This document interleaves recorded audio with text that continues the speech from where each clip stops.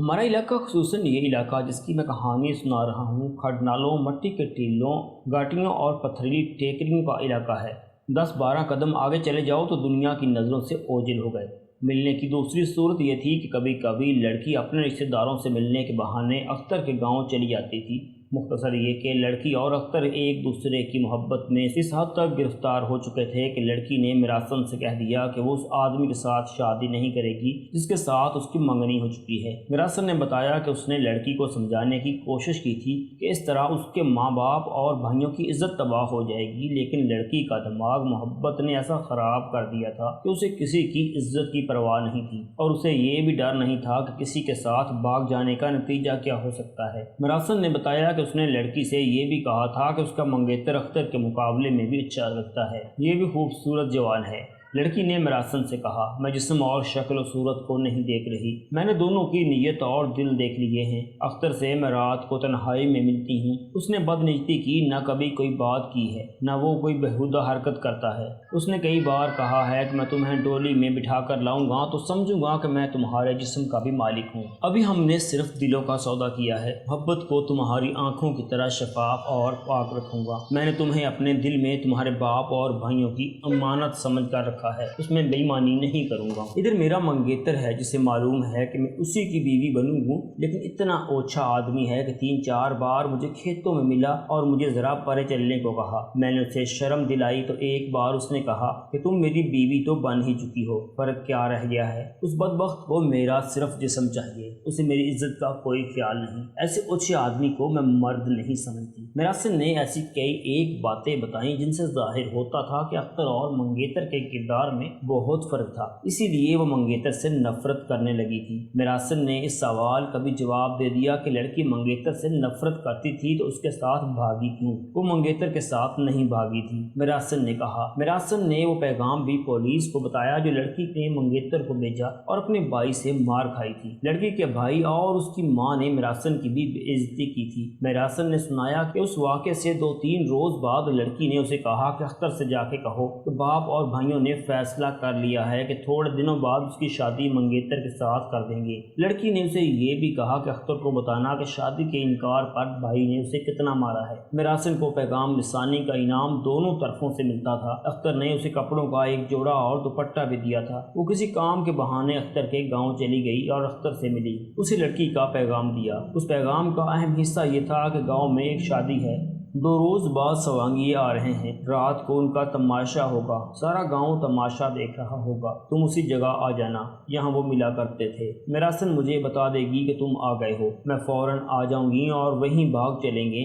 यहाँ तुमने कई बार कहा है कि ज़रूरत पड़ी तो चले जाएंगे। अगर तुम तैयार होकर ना आए और मुझे साथ ले जाने से डर गए तो मेरी शादी कर दी जाएगी और मैं ये समझ कर कि तुम मर्द नहीं हो जहर खाकर मर जाऊंगी। अख्तर ने जवाब दिया कि मैं आ जाऊंगा, तैयार रहना। घोड़ी ने कल ही बछड़ा दिया है, इसलिए पैदल आना पड़ेगा और पैदल ही जाएंगे। सुबह से पहले हम एक गांव में पहुंच जाएंगे जहां मेरा एक जिगरी दोस्त रहता है, उसकी घोड़ी मिल जाएगी। अल्लाह मालिक है, तुम तैयार रहना। अख्तर ने यह खास तौर पर कहला भेजा, घर से एक भी पैसा या जेवर चोरी करके ना लाना, मैं चोर नहीं कहलाना चाहता। मिरासन को मालूम नहीं था कि अख्तर उसे कहाँ ले जाना चाहता था। उसने बताया कि उन्होंने जो प्रोग्राम बनाया था वो बड़ी अच्छी तरह पूरा होता चला गया। सवांगियों का तमाशा देखने के लिए सूरज गुरूब होते ही दूसरे गांव के तमाशाई आने लगे। अंधेरा गहरा हुआ तो सवांगियों ने मस्करे मैदान में उतार दिए ताकि तमाशाई असल तमाशे के इंतजार में परेशान न हो। गाँव की सारी आबादी सवांगियों के इर्द गिर्द जमीन पर, छतों और दरख्तों पर इकट्ठी हो गई।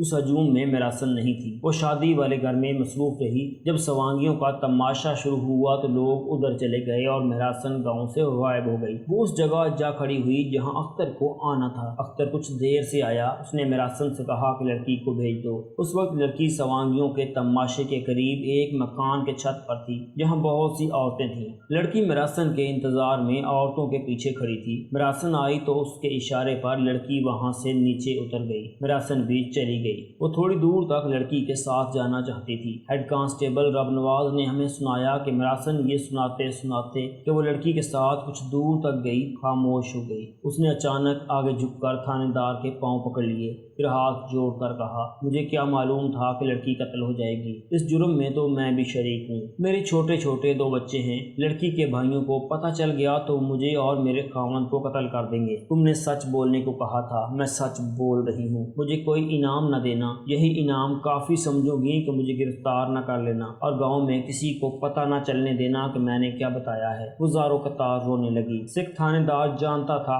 کہ گاؤں میں ان چھوٹی ذاتوں کی عورتوں سے کیسے کیسے کام لیے جاتے ہیں، بڑی ذات والوں کا حکم نہ مانے تو بھوکے مریں اور مار کھائیں، حکم مان لیں تو ان کی یہ حالت ہوتی ہے جو اس مراسل کی ہو رہی تھی۔ تھانے دار نے اسے تسلی دی کہ اس کے متعلق کسی کو کچھ نہیں بتایا جائے گا۔ بعد میں تھانے دار نے یہ وعدہ پورا کر کے بھی دکھا دیا تھا۔ مراسل نے بتایا کہ وہ لڑکی کے ساتھ گاؤں سے باہر کچھ دور تک گئی، لڑکی جب اندھیرے میں غائب ہو گئی تو مراسل واپس آ گئی۔ گاؤں کی گلیاں خالی تھیں، گھر بھی خالی تھے، سوانگیوں کی لمبی اور پرسوز لہر سنائی دے رہی تھی۔ مراسل کو ایک آدمی نے روک لیا اور پوچھا وہ کہاں ہے؟ وہ لڑکی کا منگیتر تھا۔ مراسل کو پتہ نہیں کہ منگیتر نے اسے لڑکی کے ساتھ جاتے کس جگہ دیکھا تھا اور کیا وہ ان کا پیچھا کر رہا تھا۔ مراسل نے اس سے پوچھا کہ وہ کس کو پوچھ رہا ہے؟ تم جانتی ہو میں کس کو پوچھ رہا ہوں؟ منگیتر نے کہا۔ مراسل انجان بنی رہی۔ منگیتر نے اس کے منہ پر بڑی زور سے تھپڑ مارا اور کہا سچ بتا، وہ اس کے ساتھ چلی گئی ہے یا واپس آئے گی؟ مراسل انہی لوگوں کا دیا کھاتی تھی۔ وہ رو پڑی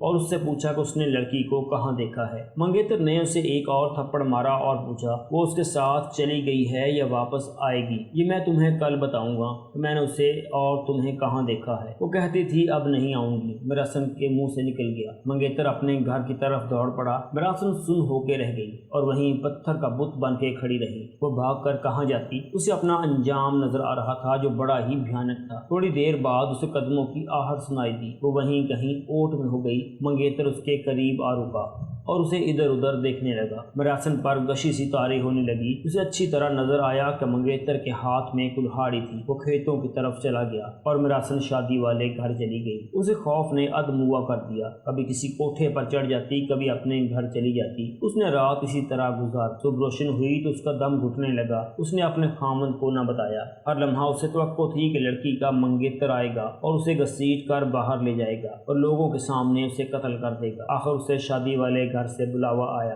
اس روز بارات جا رہی تھی۔ وہ چلی گئی۔ کوئی بھی اسے شک کی نگاہوں سے نہیں دیکھ رہا تھا، لیکن وہ ہر کسی سے ڈر رہی تھی۔ دن آدھا گزر گیا۔ بارات تیار ہو کر دلہن کے گاؤں کو روانہ ہو گئی۔ مراسل نے ہر ایک باراتی کو دیکھا، اسے منگیتر نظر نہ آیا۔ شام سے ذرا پہلے عورتوں کی دبی دبی سرگوشیاں مراسل کے کانوں میں پہنچی کہ لڑکی غائب ہے۔ پھر اسے پتہ چلا کہ لڑکی کا منگیتر بھی رات سے کہیں نظر نہیں آیا۔ رات تک گھر یہ خبر پہنچ گئی کہ لڑکی اور اس کا منگیتر لاپتہ ہیں۔ 2-3 دن گزر گئے۔ اس نے لڑکی اور اس کے منگیتر کے گھروں میں جا کر دیکھا۔ وہاں سب پریشان اور رنجیدہ تھے۔ دونوں گھروں کے مرد اکٹھے بیٹھتے اور اس طرح باتیں کرتے رہے کہ کبھی غصے میں آ جاتے اور کبھی دھیمی دھیمی باتیں کرنے لگتے۔ مراسل کو یہ پتہ چل گیا کہ دونوں فریقوں نے یہ فیصلہ کر لیا ہے کہ تھانے رپورٹ نہ دی جائے، کیونکہ اس میں دونوں خاندانوں کی بے عزتی ہے۔ مشہور یہی ہوا کہ لڑکی اپنے منگیتر کے ساتھ گھر سے بھاگ گئی ہے۔ مراسل یہ بات مان نہیں سکتی تھی۔ لڑکی کو وہ اختر کے پاس چھوڑ آئی تھی۔ منگیتر دیر بعد کلہاڑی لے کر گاؤں سے نکلا تھا۔ مراسل کو یہ شک ہوا کہ منگیتر نے اختر کو جا لیا اور اسے قتل کر دیا ہے اور لڑکی کو جان سے مار دینے کی دھمکی دے کر اسے ساتھ لے کر فرار ہو گیا۔ یہ بھی ہو سکتا تھا کہ اس نے دونوں کو قتل کر دیا اور لاشیں کہیں دور پھینک کر گرفتاری سے بچنے کے لیے غائب ہو گیا ہے۔ مراسل ایک روز اختر کے گاؤں چلی گئی۔ وہ دیکھ کر حیران ہوئی کہ اختر گاؤں میں موجود ہے۔ مراسل نے موقع نکال کر اختر سے پوچھا کہ لڑکی کہاں ہے۔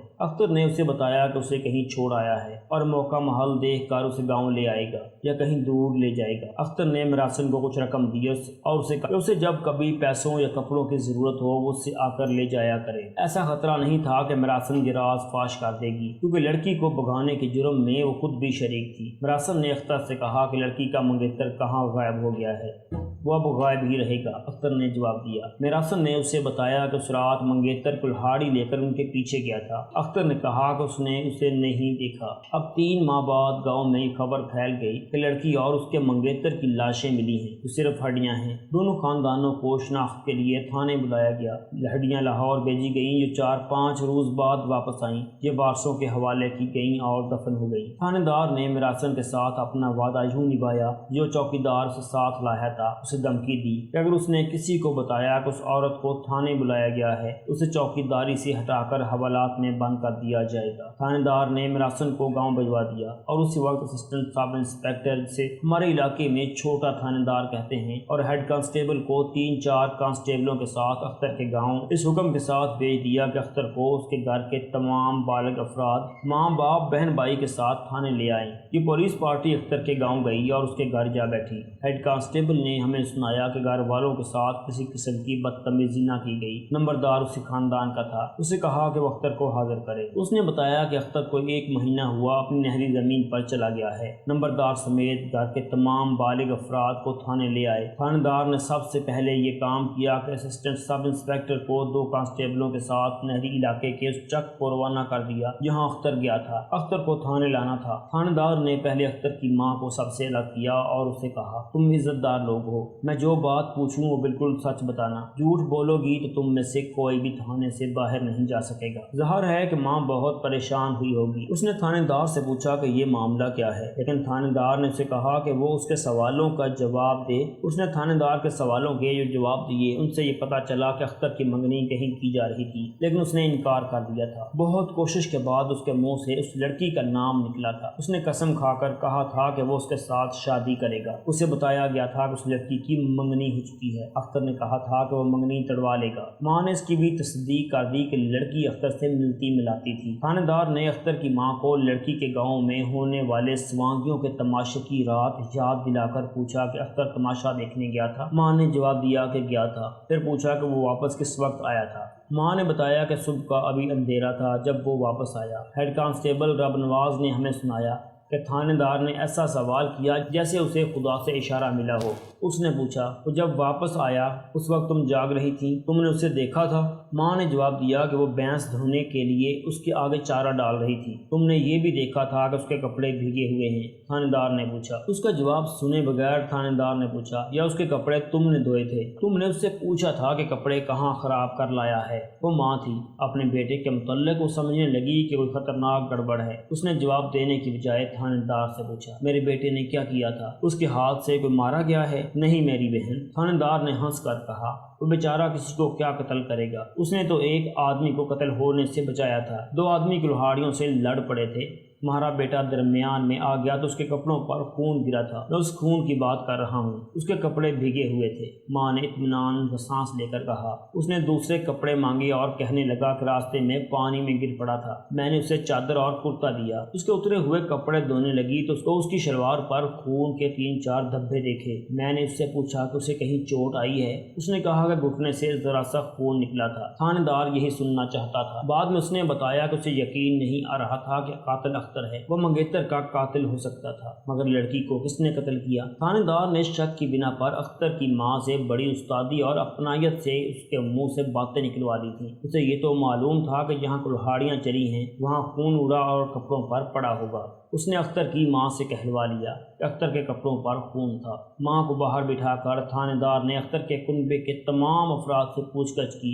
उनसे कोई नई बात मालूम न हुई सिवाय इसके कि अख्तर हर वक्त उदास रहने लगा था, बोलता भी कम था। तब उसके लिए परेशान रहते थे। किसी को मालूम नहीं था कि वजह क्या है। पूछते थे तो बताता नहीं था। आखिर उसकी माँ ने उसके बाप को बता दिया कि अख्तर उस लड़की के साथ शादी करना चाहता था जो अपने मंगेतर के साथ भाग गई है। अख्तर को जब बाप ने गुस्से से समझाने की कोशिश की तो वो अपनी नहरी जमीन पर चला गया। थानेदार ने उन सब को रात के वक्त गांव जाने की इजाजत दे दी। दूसरे दिन थानेदार ने हेड कांस्टेबल रब नवाज और 2-3 कांस्टेबलों को साथ लिया और अख्तर के गांव चला गया। उसके घर में जा बैठा और वही बातें फिर पूछने लगा जो वो पहले पूछ चुका था। दोपहर तक वो इसी तरह करता रहा। उसके बाद अख्तर के बाप और भाइयों को अपने साथ थाने ले गया। उन्हें बिला वजह बिठाए रखा और रात को घर जाने दिया। दूसरे दिन फिर बुला लिया और सारा दिन थाने में बिठाए रखा। अगला دن بھی ایسے ہی گزرا۔ شام کو اسسٹنٹ سب انسپیکٹر اختر کو لے کر آ گیا۔ اسے گرفتار کر کے نہیں لایا گیا تھا۔ وہ جب تھانے میں آیا تو اس وقت اس کا باپ، بھائی اور شاید چچے تائے تھانے میں موجود تھے۔ تھانے دار نے اختر کو ان کے ساتھ بٹھا دیا۔ کچھ دیر بعد اختر تیز تیز چلتا تھانے دار کے پاس آیا اور غصے سے کہا کہ وہ اس کے گھر والوں کو پریشان کرتا رہا ہے، ان کی پریشانی صرف تم رفع کر سکتے ہو۔ تھانے دار نے کہا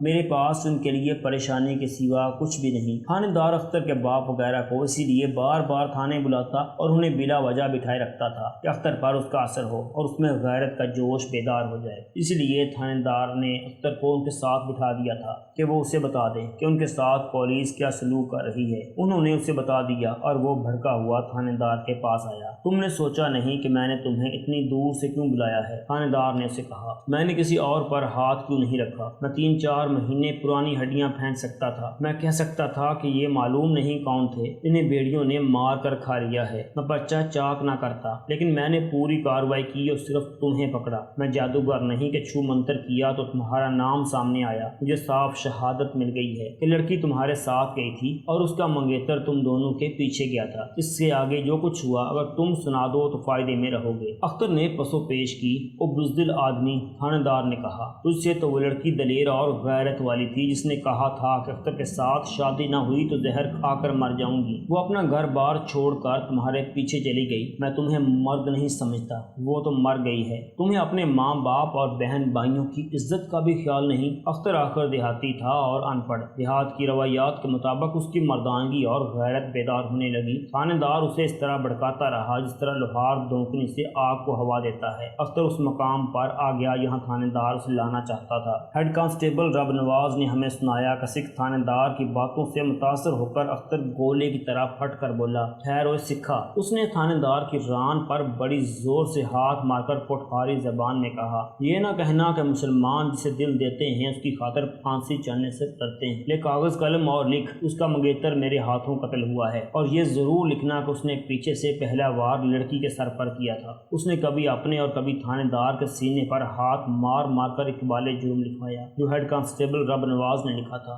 اختر نے لڑکی کی محبت کی داستان سنائی۔ یہ وہی تھی جو میراسن سنا چکی تھی۔ اختر سے وہ باتیں معلوم ہوئیں جو ان کے درمیان تنہائی میں ہوتی تھیں۔ اس نے قسمیں کھا کر کہا کہ وہ اس لڑکی کو پاک امانت سمجھتا تھا اور اس نے کبھی خیانت نہیں کی تھی۔ منگیتر کے خلاف لڑکی کے دل میں اتنی نفرت تھی کہ اسے زہر دینے کو تیار ہو گئی تھی۔ پولیس کو اس کے ہیر رانجھے جیسی داستان کے ساتھ کوئی دلچسپی نہیں تھی۔ اصل قصہ قتل کا تھا جو اس نے اس طرح سنایا کہ سوانگیوں کی تماشے کی رات مقرر کی گئی تھی کہ لڑکی فلاں جگہ آ جائے گی اور اختر اسے لے جائے گا۔ جب سوانگ شروع ہوا تو لڑکی اس کے پاس پہنچ گئی۔ تھانے دار نے اس سے پوچھا کہ لڑکی کو اس نے کس طرح پیغام دیا تھا کہ اس جگہ آ جائے۔ اختر نے گول سا جواب دیا اور میراسن کا نام نہ لیا۔ اپنی محبت کی رودات سناتے ہوئے اس نے میراسن کا ذکر نہیں کیا تھا۔ تھانے دار نے بہت قریدا، یہ بھی پوچھا کہ ایک دوسرے کو پیغام کس طرح دیتے تھے۔ اس نے پھر بھی میراسن کا ذکر نہ کیا۔ تھانے دار بھی میراسن کو بچانا چاہتا تھا، اس لیے اس نے بھی میراسن کا نام راز میں ہی رہنے دیا۔ لڑکی اس کے پاس پہنچ گئی۔ اختر کے پاس کلہاڑی تھی، وہ پیدل چل پڑے اور تیز چلے۔ اختر نے محسوس کیا جیسے دور ان کے پیچھے کوئی آ رہا ہے اور وہ تیز ہو گئے۔ اختر لڑکی کو ایک گاؤں لے جانا چاہتا تھا، وہاں سے گھوڑی لے کر آگے جانا تھا۔ اس کا ارادہ یہ تھا کہ جہلم سے گاڑی میں سوار ہو کر اپنی نہری زمین پر چلا جائے گا اور لڑکی کے ساتھ نکاح پڑھا کر اپنے اور لڑکی کے ماں باپ کو اطلاع دے دے گا۔ وہ پکی سڑک پار کر گئے اور پہاڑیوں سے کچھ دور دور چلتے چلے گئے۔ اختر نے ایک بار پھر محسوس کیا کہ دور پیچھے کوئی آ رہا ہے۔ پھر خیال آیا کہ کوئی مسافر ہوگا۔ بہت دور جا کر اس نے قدموں کی صاف آہٹ سنی اور پیچھے دیکھا، اسے کوئی نظر نہ آیا۔ درخت بہت تھے، وہ نصف میل گئے ہوں گے کہ اچانک قدموں کی آہٹ ابھری اور اس کے ساتھ ہی ہلکا سا دھماکہ ہوا اور لڑکی کی چیخ سنائی دی۔ چاند پہاڑیوں سے اٹھتا آ رہا تھا، اس لیے کچھ روشنی تھی۔ اختر نے دیکھا کہ ایک آدمی تھا جس کے ہاتھ میں کلہاڑی تھی۔ اس نے لڑکی کے سر پر کلہاڑی ماری تھی، لڑکی گر رہی تھی۔ اس آدمی نے لڑکی پر دوسرا وار کیا جو لڑکی کے شاید منہ پر لگا۔ اختر نے یہ دیکھے بغیر کہ یہ آدمی کون ہے پوری طاقت سے اس پر کلہاڑی کا وار کیا جو اس کی گردن اور کندھے کے درمیان لگا۔ وہ آدمی ادھر کو جھکا تو اس کی پگڑی گر پڑی۔ اختر نے اس کے سر پر کلہاڑی ماری اور وار اتنا طاقتور تھا کہ کلہاڑی کا بلیڈ کھوپڑی میں پھنس گیا۔ وہ آدمی گرا۔ اختر کو لڑکی کا فکر تھا، اسے دیکھا، اٹھانے کی کوشش کی لیکن وہ مر چکی تھی۔ اختر کی جیب میں ماچس تھی، وہ سگریٹ پیتا تھا۔ ماچس جلا کر دیکھا۔ وہ آدمی لڑکی کا منگیتر تھا، وہی شاید ان کے تعاقب میں آ رہا تھا۔ معلوم نہیں اس نے اتنی دور آ کر حملہ کیوں کیا۔ وہ شاید یہ توقع لیے ہوئے تھا کہ دونوں کو قتل کر دے گا، اس لیے دور ویرانے میں قتل کیا جائے۔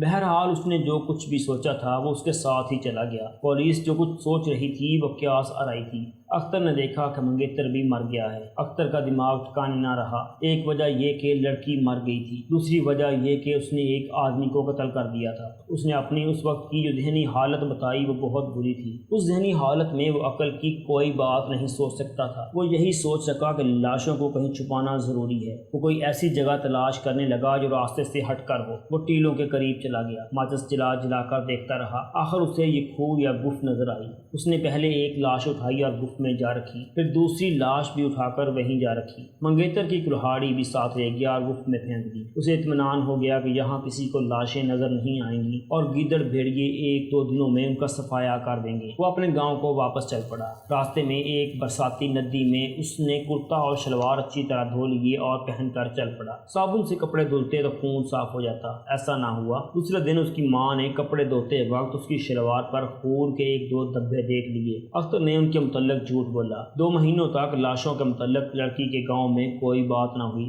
یہی مشہور ہوا کہ لڑکی اپنے منگیتر کے ساتھ بھاگ گئی ہے۔ اختر اداس اور غم زدہ تو تھا، لیکن اسے یہ اطمینان تھا کہ قتل کی واردات ویرانے میں گم ہو گئی ہے، مگر خدا سے کوئی گناہ پوشیدہ نہیں رہتا۔ ادھر ہم اتفاق سے شکار کے لیے وہاں جا پہنچے اور ہمیں دیکھ کر مقتول کا چچا زاد بھائی ژالہ باری سے بچنے کے لیے ہمارے پاس آ گیا۔ ہمارے ایک کتے نے ایک کھوپڑی باہر نکال لی، اس کے فوراً بعد بجلی کڑکی اور اولے شروع ہوئے تھے۔ ہم ڈر گئے تھے کہ کھوپڑی اپنی توہین کا انتقام لے رہی ہے۔ یہ لڑکی کے منگیتر کی کھوپڑی تھی۔ اس پر جو کٹ تھا وہ اختر کی کلہاڑی کا تھا۔ اس کھوپڑی نے ہم سے تو نہیں اختر سے انتقام لے لیا۔ اسے عمر قید کی سزا ہوئی تھی۔ ہیڈ کانسٹیبل رب نواز نے بعد میں ہمیں بتایا کہ مقدمے میں شہادت اور ثبوت کے جو خلا تھے وہ تھانے دار نے جھوٹے گواہوں سے پر کیے تھے۔ اختر کا وکیل ایک ہندو تھا۔ اس نے یہ موقف اختیار کیا تھا کہ اختر نے اپنی حفاظت یعنی حفاظت خود اختیاری میں مقتول پر کلہاڑی کا وار کیا تھا، لیکن سرکاری وکیل نے یہ موقف ثابت نہ ہونے دیا۔ تو دوستو یہ تھی ہماری آج کی سٹوری۔ جانے سے پہلے اس ویڈیو کو لائک کریں، شیئر کریں، کمنٹ باکس میں اپنی رائے کا اظہار ضرور کریں۔ چینل کو سبسکرائب کر لیں اگر سبسکرائب نہیں کیا تو۔